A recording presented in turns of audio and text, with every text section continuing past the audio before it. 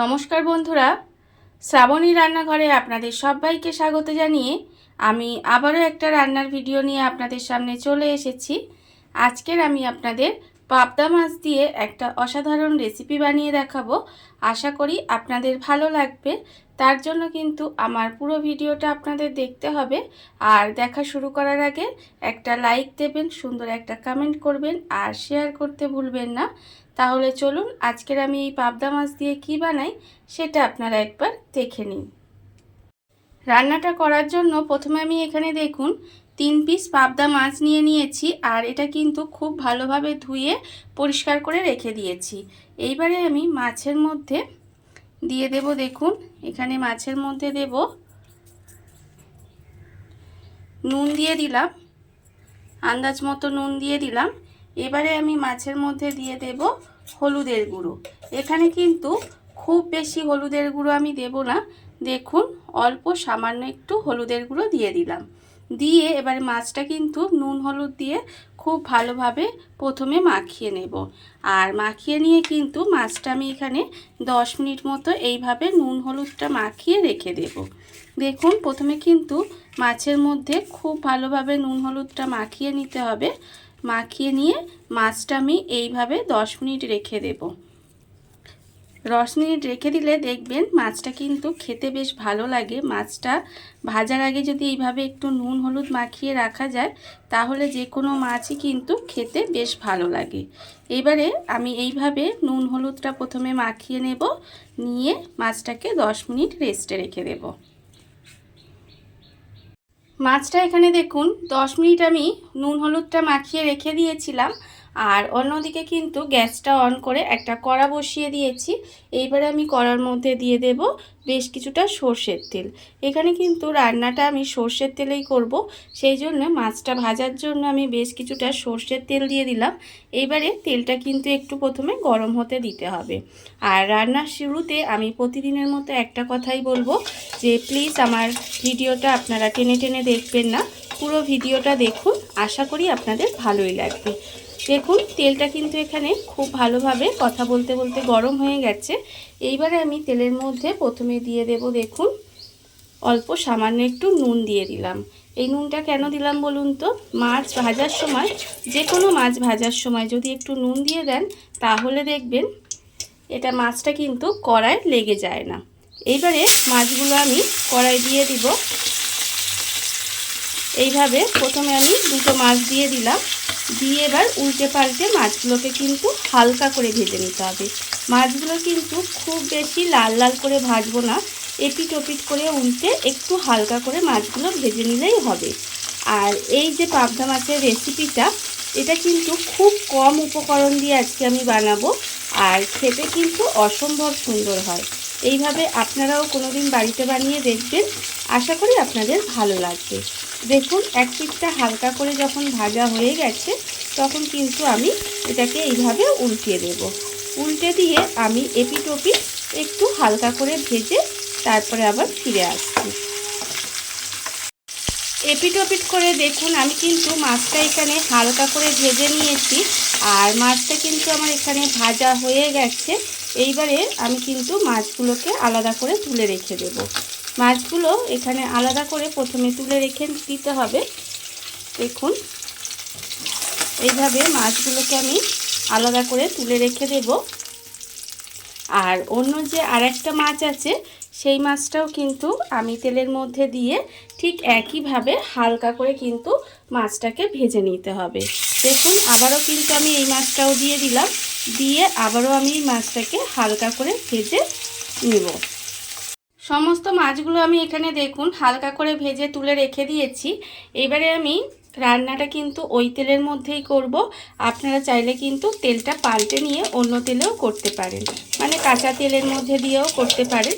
দেখুন আমি তেলের মধ্যে দিয়ে দিয়েছি অল্প সামান্য একটু কালো জিরে ফোড়ন দিয়েছি। এইবারে আমি এর মধ্যে দিয়ে দেব, এখানে আমি রেখেছি দেখুন 1 ইঞ্চির মতো আদা আর 3টে কাঁচা লঙ্কা একসঙ্গে বেটে রেখেছিলাম। সেই আদা কাঁচা লঙ্কা বাটাটা কিন্তু এর মধ্যে দিয়ে দিলাম। দিয়ে খুব ভালোভাবে একটু এইভাবে কষিয়ে নেব, যাতে আদার যে একটা কাঁচা গন্ধ থাকে সেটা চলে যায়। এটা কিন্তু ভীষণই সহজ একটা রান্না, আর খুব তাড়াতাড়ি রান্নাটা হয়ে যায়, খেতে কিন্তু অসম্ভব সুন্দর লাগে।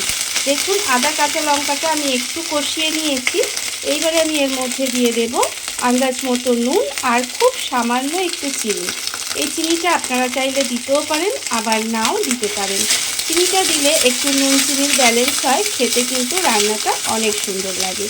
দেখুন এখানে নুন চিনিটা দিয়ে আমি খুব ভালোভাবে একটু জাস্ট মিশিয়ে নিলাম। এইবারে আমি এর মধ্যে দিয়ে দেব দুধ।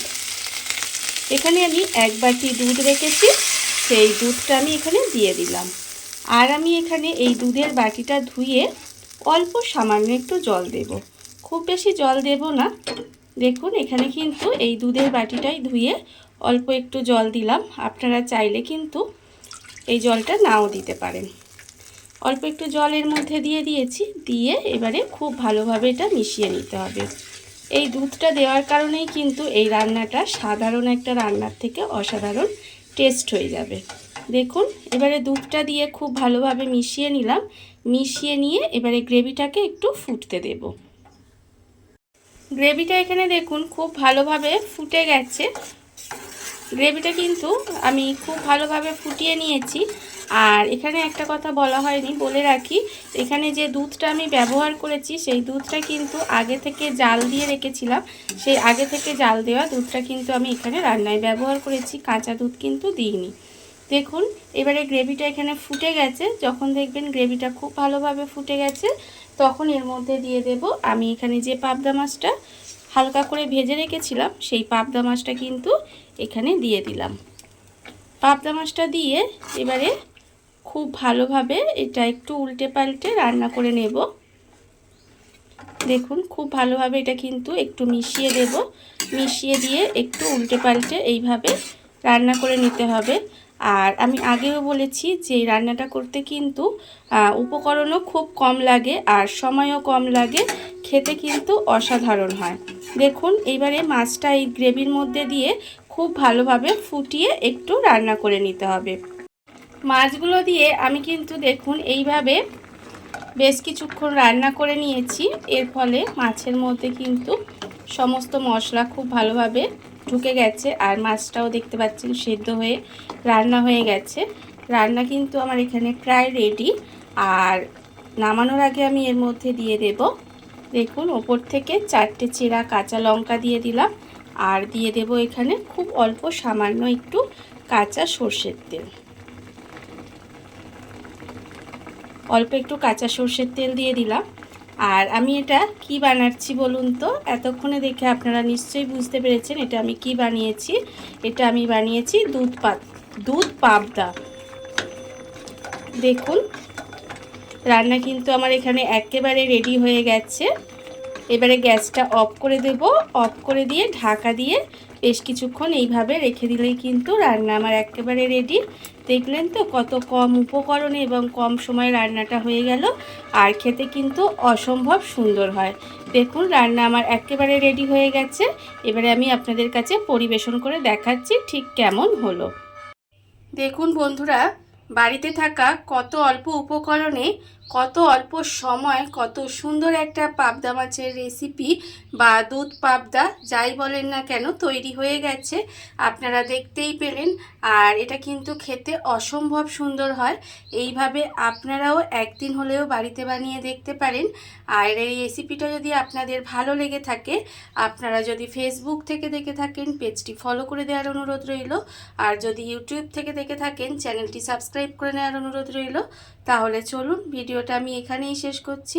আপনারা সবাই ভালো থাকবেন, সুস্থ থাকবেন। আবারও হাজির হব নতুন কোনো রান্না নিয়ে।